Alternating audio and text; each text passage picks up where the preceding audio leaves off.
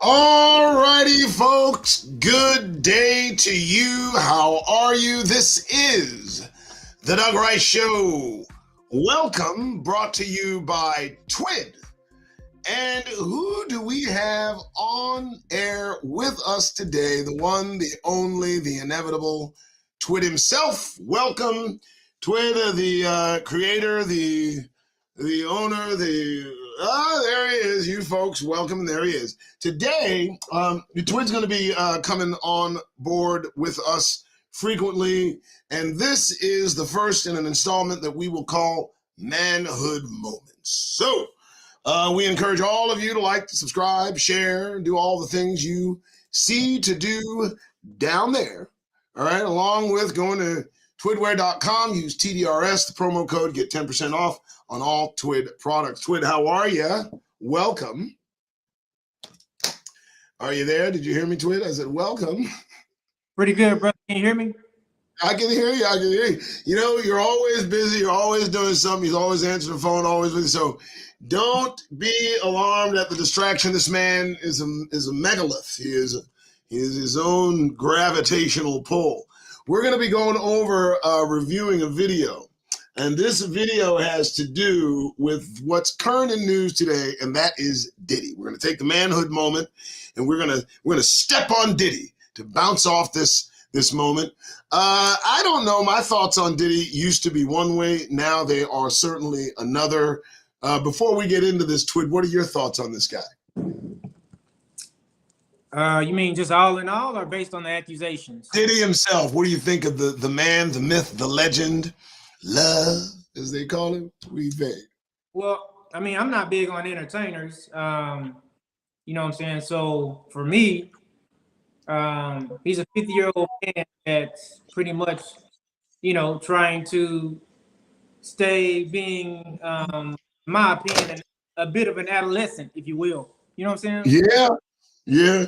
He's living a life, childlike life in an adult body, I'm certain. With more money than he needs. But this latest fiasco is what everybody's talking about. Kim Porter, his first wife, dead. Some say through poisoning. Kimora Lee Simmons, since yesterday's fiasco, has had something that she wants to add. She was Kim Porter's friend. And now that the suit came, and then in 24 hours, the suits have settled. Some people say 30 million, some people say 50 million, some people say 100 million. We're going to take a look at this clip with Kim, and we're going to find out, let's see if we can get some truthful moments out of this manhood moment. So let's take a listen. Some of those things come back to haunt you over time, and stuff like that. So, you know, I'm not really sure, but I've been through a lot. I've seen a lot. Again, like I'm sitting here with my kids in my house. She posted this to her story: "As you sow, so shall you reap." I'm like, guess that's towards Diddy. And if you're wondering, well, why would I guess? Because back in 2004, Sean Diddy Combs allegedly threatened to hit Kimora Lee Simmons. So it looks like Diddy has landed himself in some pretty hot water, because people are now coming out to speak their truth on his true nature, including Kimora Lee Simmons, who used to be best friends with Diddy's ex, Kim Porter. So I'm hearing Kimora Lee brought some hard evidence to show how Diddy allegedly unalived Kim Porter, because she was going to expose him for being a bad guy. And y'all, Kimora had a lot of tea to spill about Diddy, so let's break it down. Ask yourself, why are these women, young women, not supportive, or not really trying to hear that? Or what have they gone through? What have they seen that they, you know, that has turned them off or that has put a bad taste in their mouth. All right, let me stop there. I'm going to go ahead and start the melee, this manhood moment, if I may. Look, most of what I see involving the women that are involved with folks like Diddy, folks like, you know, all these stars, they're up there, in my opinion, they're up there voluntarily until things get real. They're expected to be treated one way as respectful women in an environment where women are not considered respectful at all. And so I don't know how much sympathy I can really muster. And after the fact, now suddenly the outpouring of all this man has done, where back in the 2007, 8, 9, it was an open secret that he put hands on women. I don't get it. So now suddenly all these women are damaged, and I need to know your thoughts on it. I have my own opinion. Go ahead.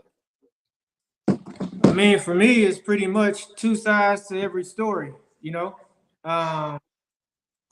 Really, you know what I'm saying? And then you got the third side, which is the most important side, you know, that's the truth. You know, day where, you know, everybody's truth is kind of, you know what I'm saying, what they choose to believe, which is dangerous within itself. So, you know, I mean, but, you know, Puffy hasn't really had a good resume as it pertains to just his career as a whole, you know. So, I mean, in the court of public opinion, of course, he's always going to be guilty based on, you know, 20 years ago, you know what I'm saying, Biggie, you know what I'm saying, Pac, you know, a lot of weird stuff he's been doing. So, you know what I'm saying, it's like, you know, your resume, you know what I'm saying, pretty much precedes you. It's after all. I agree. I agree. It's your resume. You know what I'm saying? Yeah, look, Clive Davis took this kid under his wing when he was a young kid, and then years later came out talking about how he now has expanded his sexuality to include men. And so then we have Diddy that seems to have this proclivity toward the same activity. And I'm going to tell you, this is again an indicative state of being with Negroes in the United States. The exposure to these beings, these oppressors, these descendants of those who enslaved us, there is no good thing that has come from our exposure to these beings. In my opinion, they are very, very corruptive. Puffy, in my opinion, has to be held accountable for his own actions. But, you know, we've talked about this earlier today and got into a little contention about it.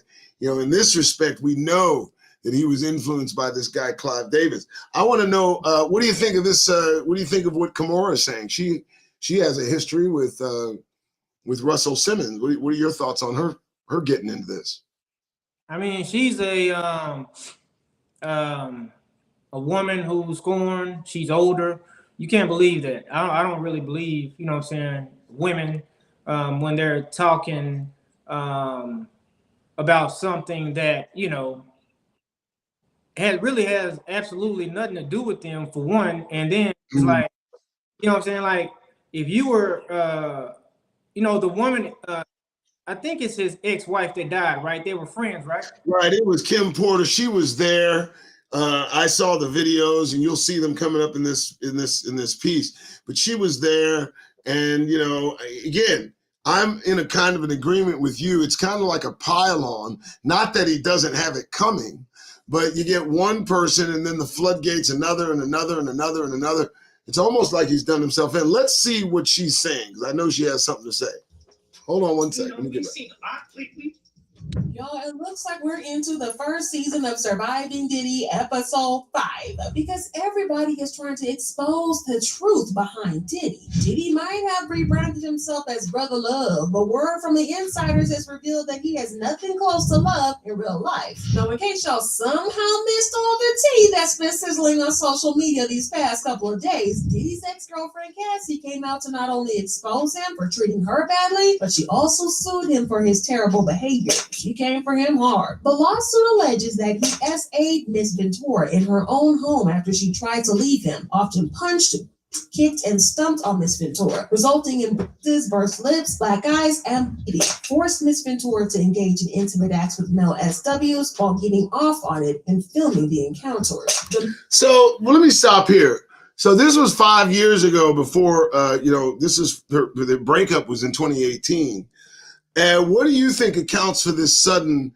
I'm going to tell you what some people are saying: the fact that he may not be charged for Tupac's murder, and because they're not able to really get him on that, the hearsay, and that now suddenly all of these things, and other people are saying that this Cassie saw that he might be going to jail and wanted to get a payday before that happened. What are your thoughts on coming out with this so far after the fact? I mean, it's all speculation, but at the end of the day, you got plenty of lawyers that's willing to go ahead and go, you know what I'm saying, for the big fish. He's a big fish. So, I mean, it's just, Michael Jackson went through this, you know what I'm saying, almost his whole adult career. And I'm not saying that, because I believe for the most part, Michael, you know what I'm saying, was innocent in a lot of the allegations. But, Puffy, on the other hand, I don't know. It's, who knows? Who knows? He got a lot. Well, back in 2009 or something, there was a lot of talk regarding an incident, seeing him physically assault this young lady. My question, though, again, is, she was given a stipend from him. I don't know if there was an NDA involved, but there was a 5-year period.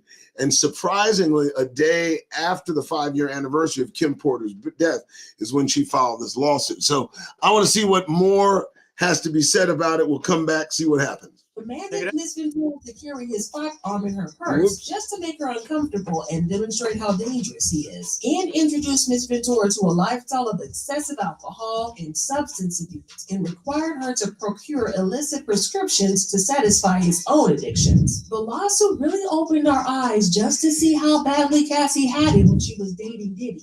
Heads up, it was worse than we thought. I mean, the worst we thought of Diddy was that he was a gay man on the down low who had affairs with younger men in the industry. And everyone was calling him fruity, and we thought that might have been the worst about him. I mean, there were reports that he had something to do with Tupac's murder, and he had allegedly put a hit out on Tupac because Tupac was about to expose him for being on the DL. But that was just speculation, and even though the police spoke to him regarding Tupac's murder, they let him go because there just wasn't enough evidence to pin anything on him.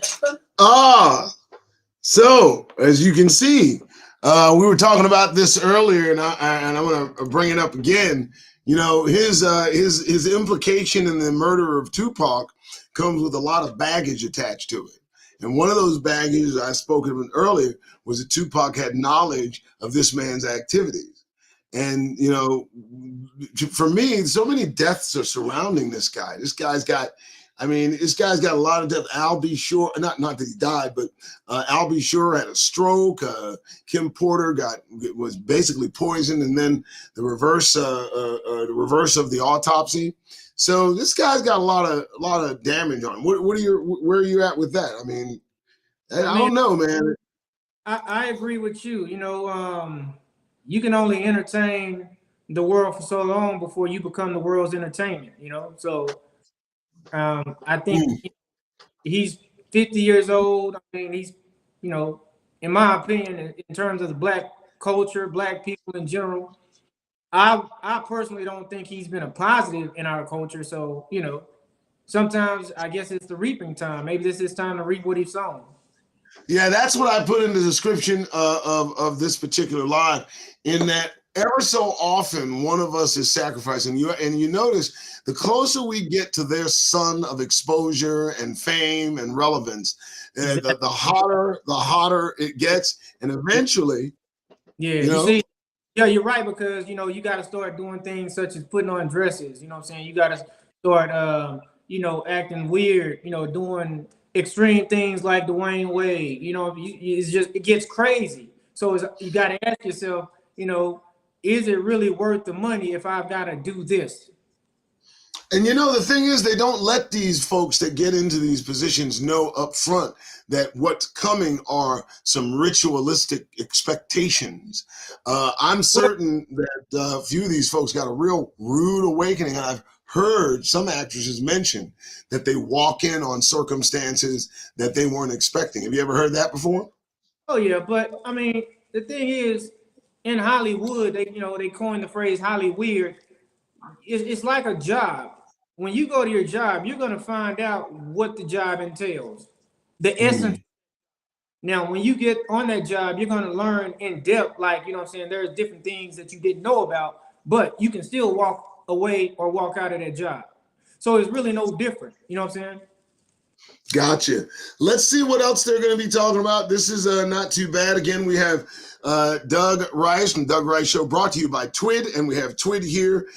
You folks, we are reviewing a piece done on Diddy, and we're talking about it during this first official manhood moment. Thanks so much. Like, subscribe, share. Let's talk a little more.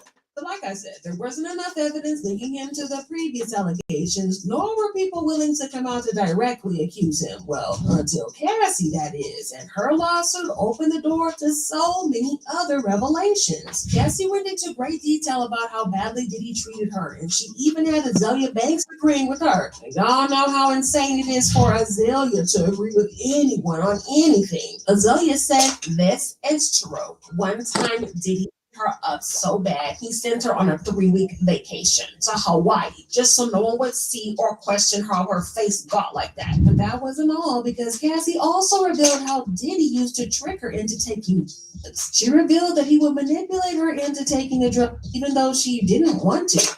Hold on. Let's stop right there. Now, I mean, I'm all about, getting coerced. I'm all about understanding how things go, but we're adults here, and we talked about that last. I mean, I can understand the exposure. I can understand he did this, but you know what? Somebody tells you to take something that's up to you to determine if you want to take it. Now, if you're in this environment, see, this is where it kind of gets the gray area of influence versus acceptance, pressure versus permission, so I'm not going to, she's in this thing. You're telling me she wasn't having a good time, and now suddenly she looks back and she says that she was pressured. I'm not really feeling it. What are your thoughts? I mean, I agree. But for me, more importantly, and this is with any woman, not just Cassie, if you feel like this man violated you and he did all these things, money shouldn't matter.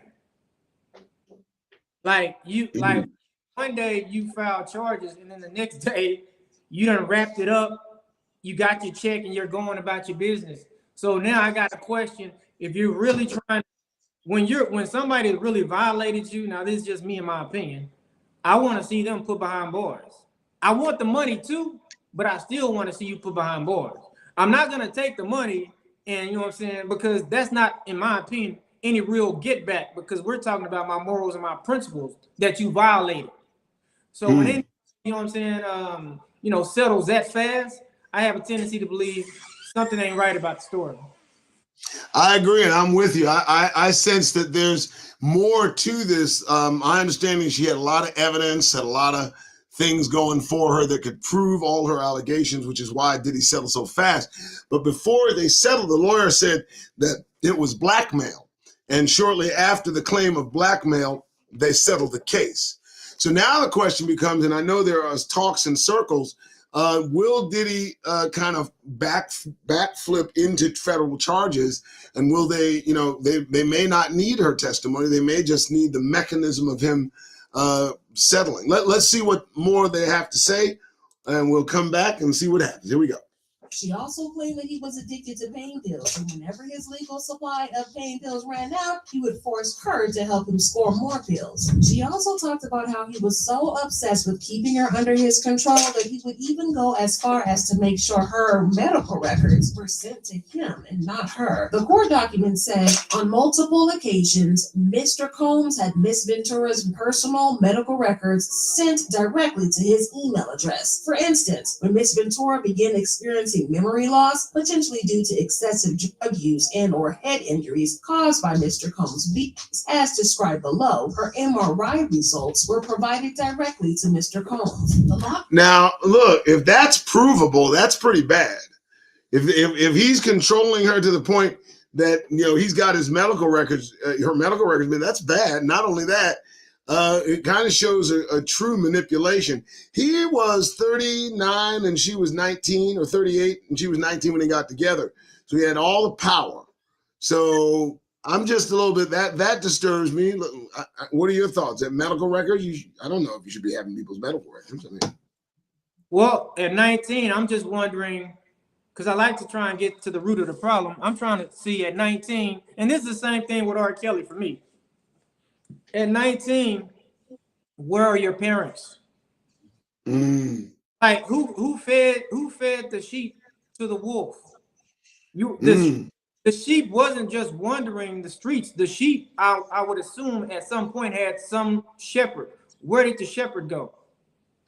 That is a very, very good point. At 19, I certainly would I would investigate and question directly the need for this guy, 38 years old, billionaire. And yeah, his motive should have been questioned. Go ahead.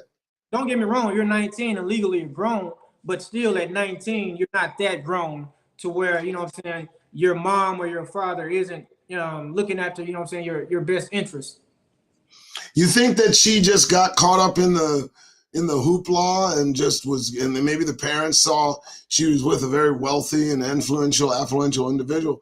Perhaps they assumed her safety, and we know our children, out of fear of what our response might be, very hesitant in letting us know there might be a problem. So I'm going to give the parent slight benefit of the doubt on that, but who knows? I mean, you see, you want your daughter to do well, marry well, pair up well. Maybe they thought, maybe he had them fooled. Let's see what else they're talking about, though. We'll come back on this. Also talked about a couple of times where he put hands on her, like the time they were on their way home after attending a party with Jay-Z. Mr. Combs beat Miss Ventura repeatedly in an Escalade, including by kicking and hitting her. He forced her out of the vehicle on 5th Avenue in New York City. She was eventually able to hail a cab and get to her apartment in Manhattan. There's also the time when Cassie spoke to a music manager in hopes of furthering her career. It was nothing serious, just a casual conversation in the club, but Diddy got so mad that when they left the club, Mr. Combs Miss Ventura, pushing her into a corner of the vehicle and stomping on her face. When the car arrived at Mr. Combs' residence, Miss Ventura attempted to run away, but Mr. Combs followed her and proceeded to again kick her in the face. Miss Ventura was bleeding profusely and was ushered into Mr. Combs' home. She began to throw up. So this is the incident back in 2009, that I believe they're referring to. A lot of folks had witnesses to this. Now, I'm trying to figure out if that happened, the protection layer, the layer of protection around this guy to do something public and get away with that speaks volumes. I mean, what are your thoughts? I mean, that's well documented. Where are you at with that? I mean, once again, I'm looking for the parents, because there's got to be some type of intervention. At 19, when I was 19, when I talked to, women, girls, I was 19, but I'm legally a man, but I'm a kid. I'm 19, right. I'm a teenager. I'm right. Talking to teenage females. Well, you know what I'm saying? When a woman that young wants you, and I'm talking about that at that time, I didn't have anything. But, when a woman wants you at that age, you know what I'm saying, she'll do whatever just to stay with you, just for that love and affection. And I'm broke at the time. So can you imagine a 19-year-old female at that age with a superstar? He could literally do no wrong. Mm. So even in the wrong he did, he could do no wrong. Oh, yeah. Yeah. At 19, I could do no wrong. I'm dealing with you, but I'm dealing with other females. You're finding out, but you're still, questioning me, wanting to be with me. I'm like, okay, I don't have nothing. Now, right. Could you imagine at 19, me having half of what Puffy had, and I'm talking to a 19-year-old girl? That's it, yeah. The influence, affluence, I can imagine. I want to go back, see where they go with this. Let's continue. In that incident. She also talked about how he would force her to engage in intimacy with hired male SWs because he liked to watch her be intimate with black males, with BBCs, if you know what I mean. And he got off on it. Now, Cassie claimed she didn't want to engage in this, but Diddy forced her to use drugs so she could give her.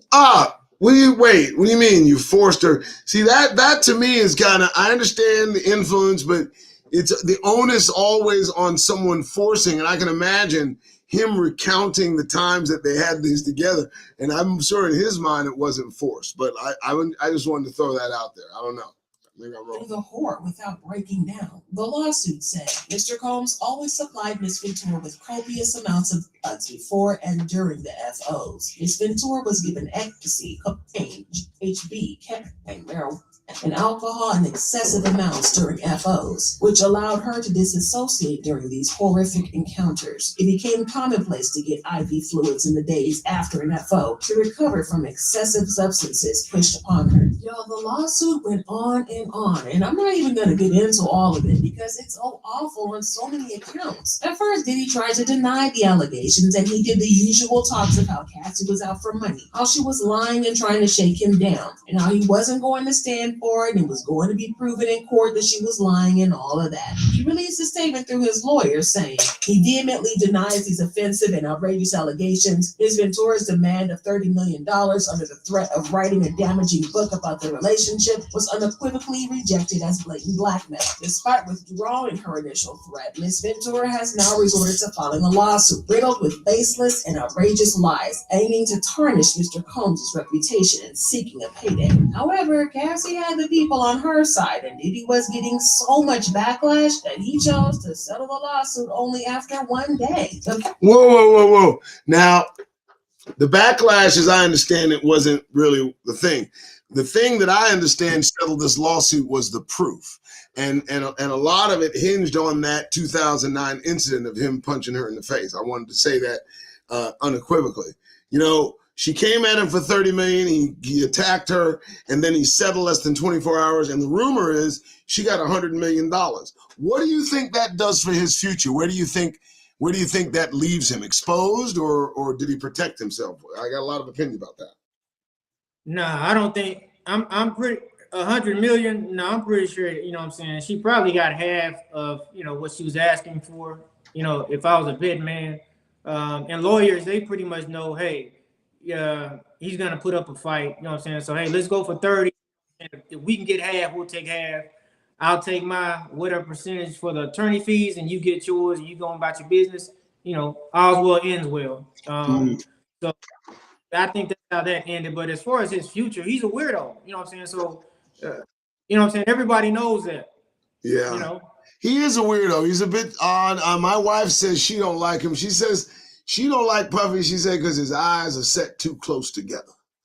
His eyes are set too close together. That makes her nervous. So I understand, dear. Let me see what else they got for him. He settled so quickly only made it look more suspicious to the public. Cassie released a statement saying, I decided to resolve this matter amicably on terms that I have some level of control. I want to thank my family, fans, and lawyers for their unwavering support. But just because Cassie settled and dropped the case doesn't mean that the worst has blown over for Diddy, because people are still talking about the situation, especially since Kimora Lee Simmons has now entered the chat to talk about Diddy and his relationship with her late BFF, Kim Porter. Now, before we get into Kim Porter, people started to add two and two together and realize just how badly Diddy treats women, especially those he was once in a relationship. Can I just say, I don't, look, man, I will not trust a Negro that dresses like that, okay? I'm going to just throw that out there so everybody understands. In no way, shape, or form does that look like a man. And I would not fuck with a dude that dresses like that in public, expecting people to take him seriously. That's ridiculous. What are your thoughts on that? What is that? That's weird. I mean, like, he's a weirdo. He's a bit of a weirdo, you know. But yeah, he's no, a bit of a weirdo. Well, see, listen. I mean, even way back, you know what I'm saying, when he was doing all that weird dancing and things like that, he introduced that. He was a record producer. He was the first one to start the whole dancing. Nobody was doing that. You know what I'm saying? So it's like, dude, he just always wanted to be in front of the camera. Always. Well, you know, Suge said at that award show, if you don't want, you know, the producer all on the track, you don't want the producer all in the camera. Come on over to that. I'm not gonna. I like the music that he made with folks in his little intros. Everybody liked it at the time. Now everybody's thinking of second guessing his work because, well, he's in a little bit of trouble. Let's see what more they got to talk about. Two together and realize just how badly Diddy treated That's crazy. women, especially those he was once in a relationship with. An old interview from his bodyguard Gene resurfaced where Gene spoke about how he used to put hands on his baby mama and then girlfriend Misa Hilton. Let's solve that for you because when Missy was out there, she was messing with the dude from EPMD. That's our first beat I had. But she wasn't the only one, because his side piece Gina Hewin also revealed that Diddy treated her badly. In the beginning, like the first 3.5 years, he was, like the first 3 or 4 months, he was really nice. But then after that, he started being an asshole. So like I say, like the first 3.5 years, he was like mean to me. So he has a type too. It's obvious he has a type. You know, he's fitting all the right parameters of being the abuser they're accusing him of. He seems to stick with these types of women. I'm a bit, a little taken aback that this guy's filming. And just recently, I guess 50 came out and said that he showed tapes of this young lady, of him having sex with this young woman. And 50 literally just today came out and said that he's seen these tapes of this Cassie and him screwing. What do you think of that? I mean, this guy, wow. I don't know. Because I don't know, I want to be attacked. Are we attacking him? Is he a victim? Or I'm trying to think of it in the best way, or is he just deserving of all this? I mean, you're never a victim when you sign up to entertain the world. Mm. You know what I'm saying? Like you know what you're gonna have to do eventually. If you entertain the world long enough, you're gonna either, you know what I'm saying, like I said, become the world's entertainment, or whether you know it or not, you're gonna become the world's entertainment. Well, this is some entertaining stuff we've seen right here. I want to see how this ends. Not too much longer. So when you say mean, describe it. He was like always belittling me and always like, he was like mentally, emotionally, and physically me. Allegedly, he did the same thing to Kim Porter, because there are several reports of how Diddy treated her. There are countless reports of Diddy putting hands on her, like this old interview where Jean spoke about how Diddy treated Kim so bad to the point where she finally started fighting back and defended herself. One night when they were at home at Kim's house on 110th Street, he wanted to, put his hands on her in the wrong way. And Kim took one of those corkscrews and ripped his wrist up. He had hit an artery. And when she did that, he had to rush over to St. Luke's Hospital. Turns out that Diddy had a history of getting physical with Kim, and things were pretty insane. Now, some people are connecting the dots, thinking maybe Diddy has something to do with her passing. Now, what adds another layer to the mystery is that Kim was about to spill the tea in a tell-all book before she passed away. And get this, right after she passed, her place got broken into, and her laptop and some other stuff went missing. Suspicious much? Well, Jaguar Wright also hinted very strongly at this last year when she said, Kim died from pneumonia, but there's the first coroner's report that said that she died. It was ruled a homicide, and they found toxins in her body to prove that she had been poisoned. They have poisons that create heart attacks and pneumonia-like symptoms. Even though Kim can't speak for herself anymore, she's got somebody in her corner, none other than her bestie, Kimora Simmons. Kimora's been around the block after dealing with some shady men, because she used to be married to Russell Simmons. And I'm sure y'all know about the accusations flying around about him. So word on the street is that Kimora was practically doing a happy dance when she caught wind of Cassie's lawsuit, because she thought it was high time for him to face the music for his actions. The inside scoop is that Kimora has always had this gut feeling that Diddy had more to spill about Kim's passing than he's letting on. Kimora is convinced that Diddy is knee-deep in covering up the whole ordeal. But here's the kicker. Kimora was kind of bummed when Cassie backed out of the lawsuit, but she totally gets how tough it would have been for Cassie to put herself through that whole trauma again, especially in front of the world. It's like a messy roller coaster of a drama, and Kimora's not letting up on the quest for justice for her girl Kim. And just so the entire world knew that she still has Kim's back, she shaded Diddy publicly. She said,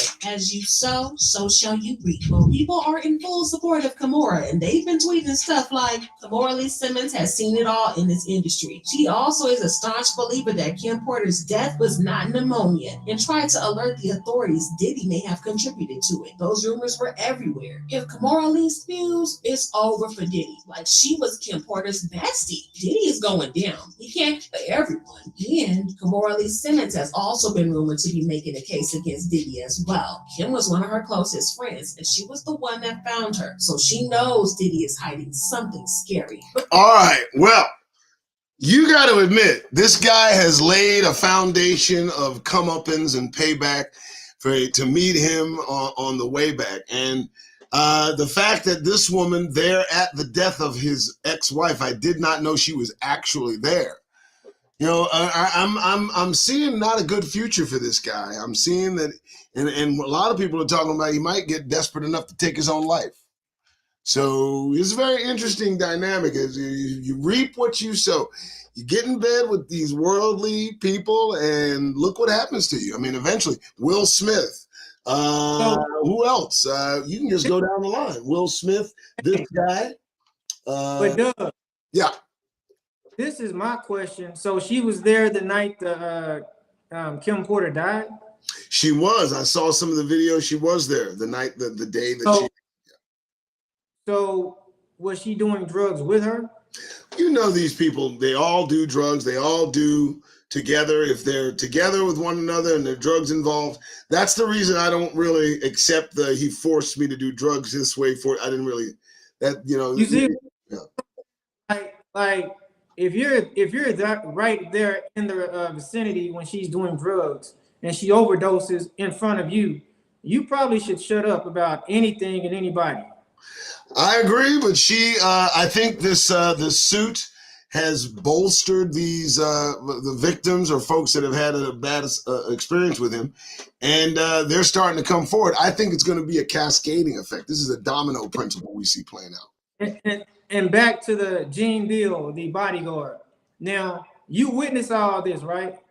You're the bodyguard. As a man, why are you watching this guy do this to a woman?